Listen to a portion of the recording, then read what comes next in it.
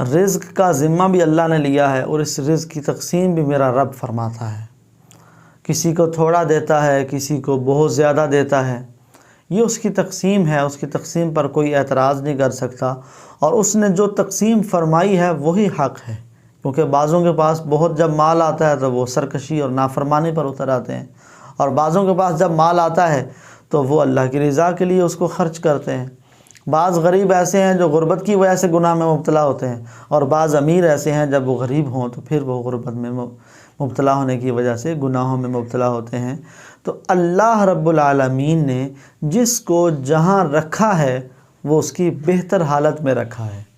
بندے کا کام ہے کہ اس حالت پر راضی بالرضا اللہ رہے، اللہ کی رضا پر راضی رہے اور سچے دل کے ساتھ رہے، اور جو اللہ تعالیٰ کے دیے ہوئے تھوڑے رزق پر راضی ہو جاتا ہے تو اللہ تعالیٰ بھی اسے بڑا درجہ عطا فرماتا ہے۔ ہمارے نبی صلی اللہ علیہ وسلم نے اس حوالے سے ارشاد فرمایا، حضرت علی اس حدیث پاک کے راوی ہیں، کہتے ہیں کہ رسول اللہ صلی اللہ علیہ وسلم نے ارشاد فرمایا، من رضی من اللہ بالیسیر من الرزق، جو اللہ سے تھوڑے رزق پر راضی ہو گیا، رضی اللہ منہ بالقلیل من العمل، اللہ اس کے تھوڑے عمل پر راضی ہو جائے گا۔ جو تھوڑے رزق پر راضی رہا، تھوڑی روزی پا کر راضی ہو گیا، تو اللہ بھی اس کے تھوڑے اعمال پر اس سے راضی ہو جائے گا۔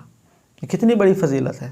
کہ اگر ہم اس رضا پر راضی رہیں، اللہ کے اس فیصلے پر راضی رہیں، تو اللہ رب العالمین بھی ہم سے راضی ہو جائے گا۔ رضا کی دو قسمیں ہوتی ہیں، ایک رضائے ازلی اور دوسری رضائے ابدی۔ رضائے ازلی جو ہے یہ اللہ تعالیٰ کی رضا ہماری رضا سے پہلے ہے، اس کی رضا ہوتی ہے تو ہم اچھا کام کرتے ہیں، ہم نیک کام کرنے کی جو توفیق ملتی ہے وہ رضائے ازلی کی وجہ سے ملتی ہے، اور رضائے ابدی یہ ہے کہ جب توفیق دے دی، اب بندہ نیک کام کرتا ہے یا نہیں کرتا، اگر وہ نیک کام کرے گا تو وہ اللہ پاک کی رضائے ابدی حاصل کر لے گا، اور یہاں پر رضائے ابدی ہی مراد ہے۔ اور رضی اللہ عنہم ورضوا عنہ جو آیت مبارکہ ہے، وہاں پر اللہ نے اپنی رضا کا ذکر پہلے فرمایا، صحابہ کی رضا کا ذکر بعد میں فرمایا، تو وہاں پر رضائے ازلی مراد ہے۔ بہرحال اللہ تعالیٰ کے فیصلوں پر راضی رہنا، اس کی تقسیم پر راضی رہنا، یہ بڑی اہمیت کا حامل ہے،